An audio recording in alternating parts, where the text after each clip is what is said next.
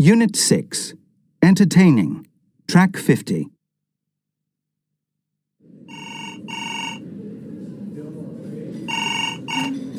Hello, Flanagan's. How can I help you? Oh, yes, hello. I'd like to book a table for tomorrow night for 6 people, please. Yes, madam. And what sort of time? About 8? Let me see. Yes, that's fine. And what's the name, please? It's Branson. That's fine, Miss Branson. So, a table for 6 at 8 o'clock. We'll see you tomorrow evening. Thank you. Thank you very much. Goodbye. Goodbye.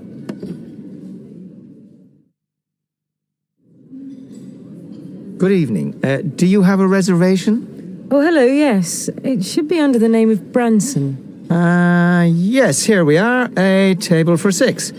Your table will be just a couple of minutes. Would you like to have a drink at the bar first? And I can bring you some menus as well. Yeah. Yes, sounds good. Why not? Well, it all looks very good, doesn't it? Yes, it does. So, are you ready to order? Yes. Is there anything you recommend? Well, the fish is very good today. Well, as a starter, I'd like the soup. And then to follow, I'll have the salmon with dill butter. Thank you very much. That was very good. And would you like to see the dessert menu? No, I don't think so. Just some coffee, I think. And the bill, please. Yes, certainly. Very good, sir. Well, that was really good. I'll leave a good tip. Yes, we should. It's excellent here. We must come again.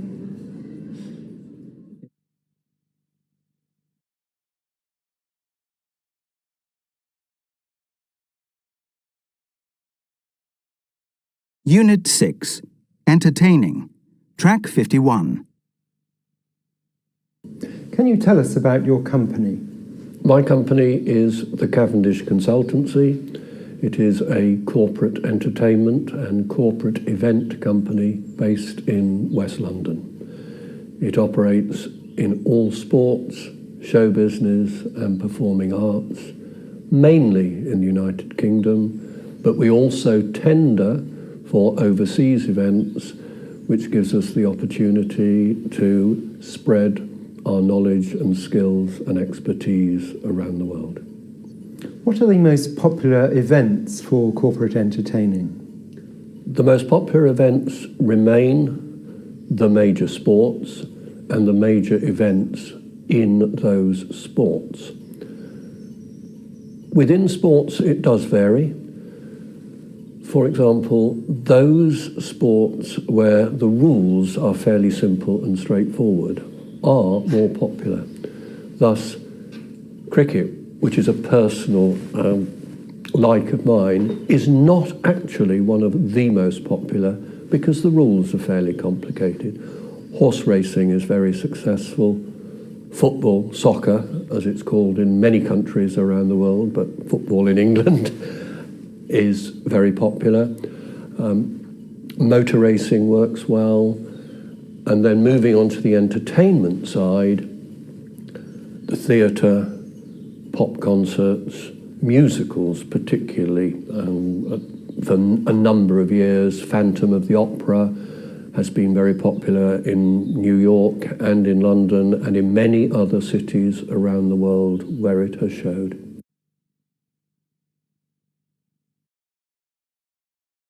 Unit 6. Entertaining. Track 52. Is corporate entertainment changing as the economy changes? Cavendish has been in business 30 years, so we've seen 2, if not 3 recessions. In fact, we're founded in 1981, which was a recession in the UK. And it does change, and it's also changed enormously over those 30 years. The quality of the product that we deliver now is vastly superior, much, much better than the product we delivered in 1981. The recent downturn, and particularly because the downturn has affected the financial sector, and the financial sector was a very big entertainer, has changed quite significantly. Not so much the product, but people have reduced budgets, and when they reduce budgets, they have, perhaps surprisingly, not gone for a cheaper product, but just taken fewer people to the expensive product. So the top of the range hospitality is holding up better than the less expensive alternatives.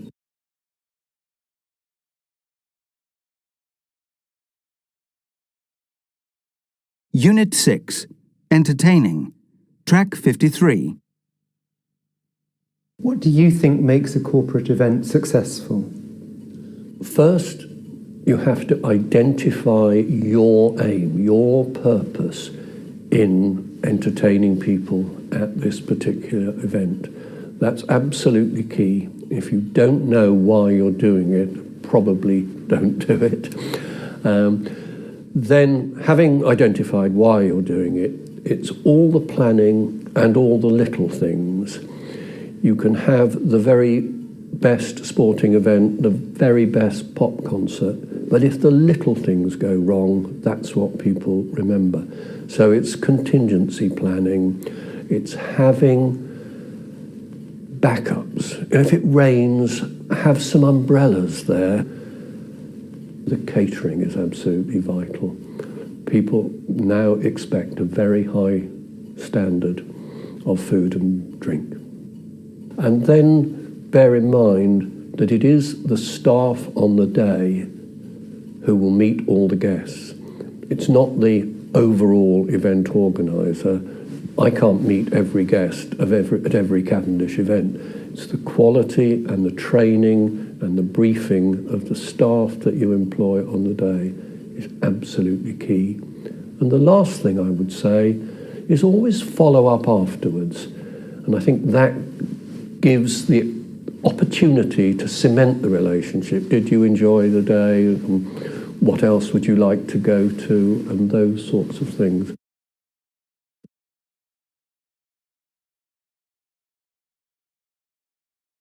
Unit 6, Entertaining, Track 54.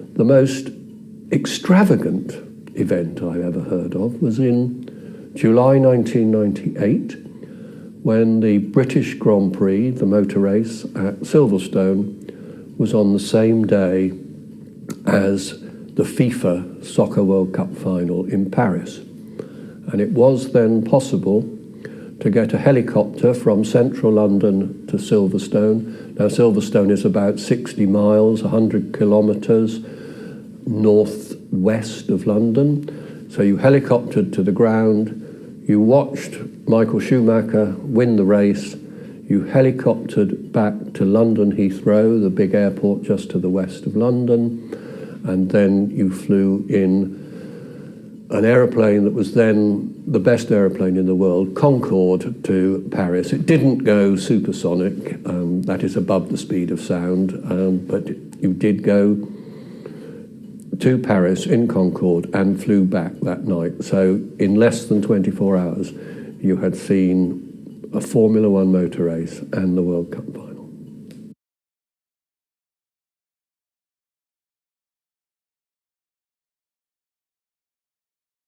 Unit 6, Entertaining, Track 55.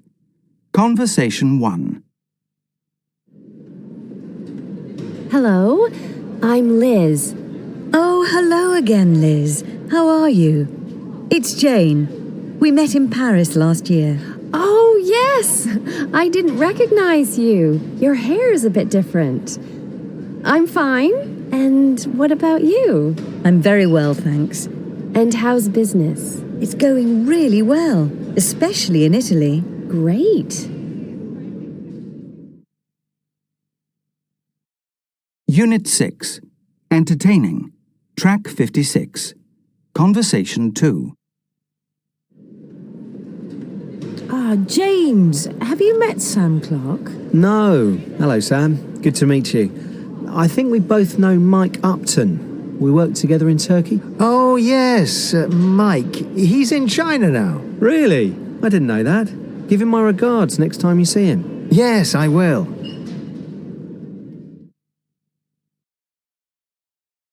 Unit 6. Entertaining. Track 57. Conversation 3. Julia, do you know Jürgen? Yes, of course. Hello, Jürgen. Good to see you again. How are things? Fine, thanks, Julia. It's great to see you again. Unit 6. Entertaining. Track 58. Conversation 4. Hi, I'm John. Hello, John. Pleased to meet you. I'm Lisa from the Amsterdam office. Oh, Amsterdam. I've never been, but I hear it's a great city. Very lively. Yes, it is. It's great. You should come. The conference is going to be there next year. Oh, I'd love to. I'll look forward to it.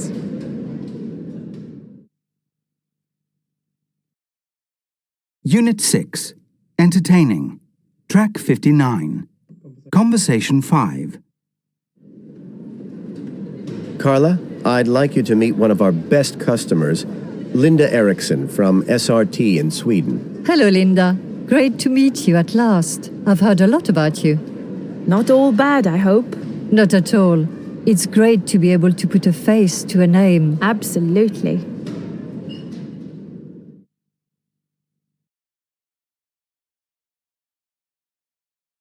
Unit 6. Entertaining. Track 56. Conversation 2. James, have you met Sam Clark? No. Hello, Sam. Good to meet you. I think we both know Mike Upton. We worked together in Turkey. Oh, yes, Mike. He's in China now. Really? I didn't know that. Give him my regards next time you see him. Yes, I will.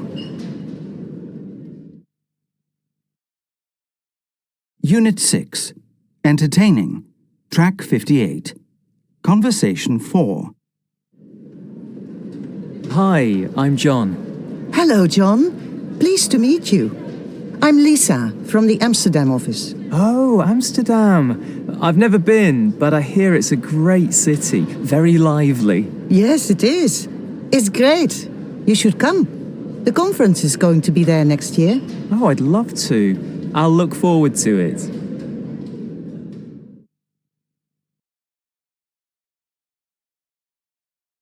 Unit 6. Entertaining.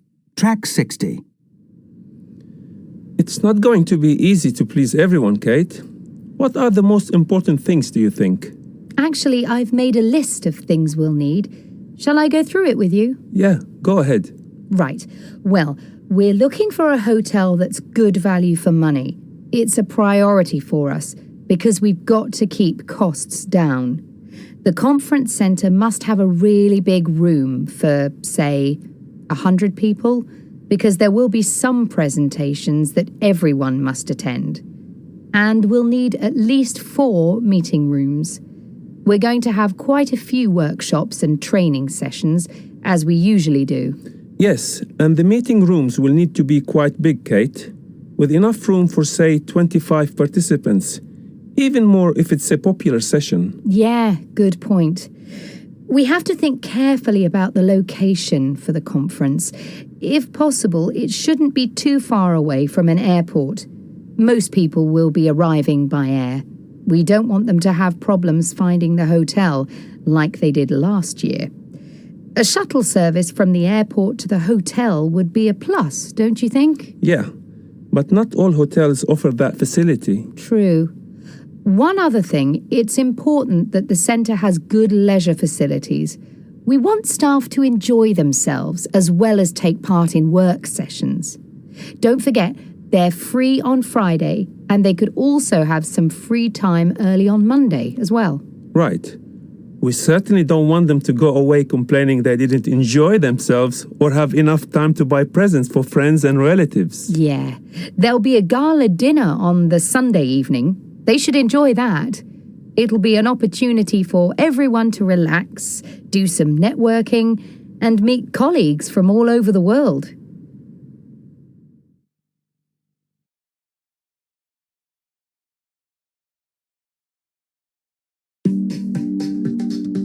Ros Pomeroy has worked in business in the UK, mainland Europe, and Asia Pacific in a variety of areas, including sales, business strategy, human resources, and most recently, workplace consultancy and change management.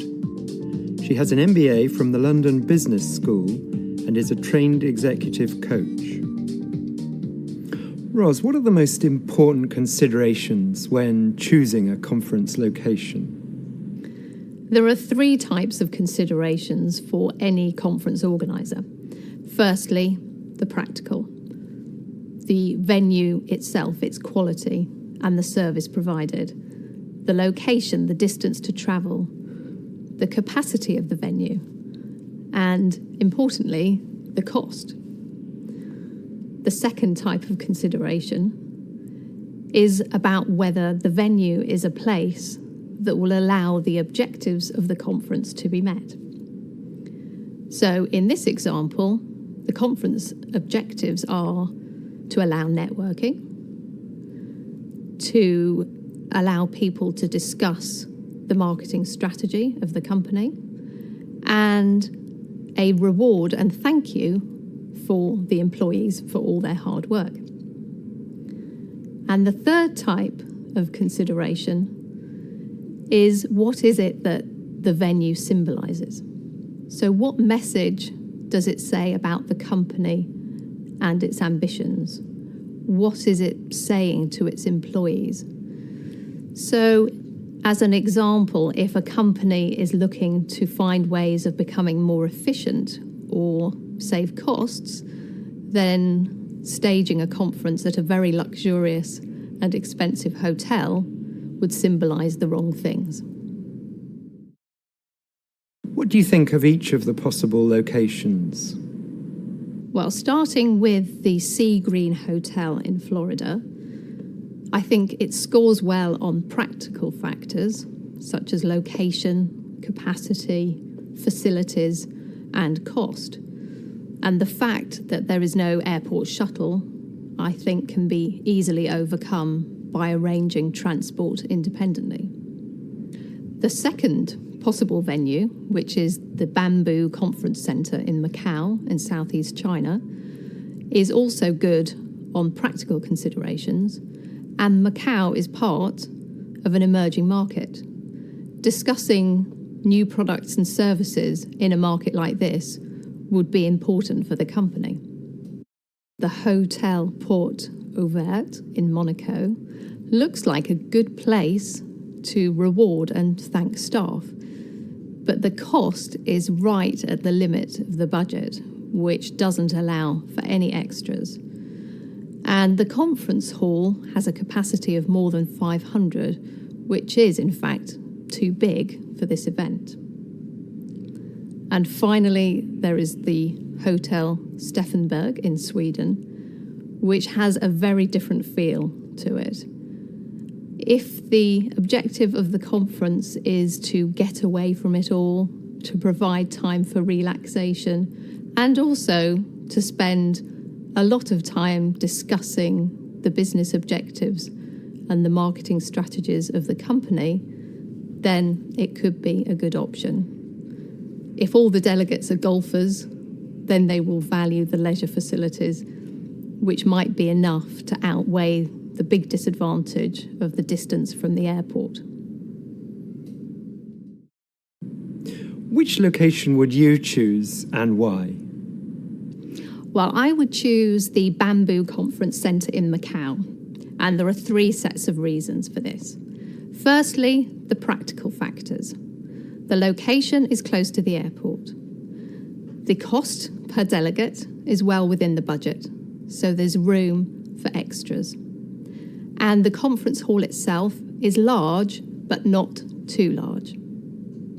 The second set of reasons are to do with the objectives of the conference being met.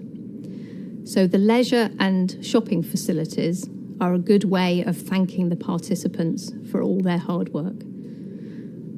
The dining hall will be available only for the delegates themselves, which gives them an opportunity to meet informally with their colleagues and to network.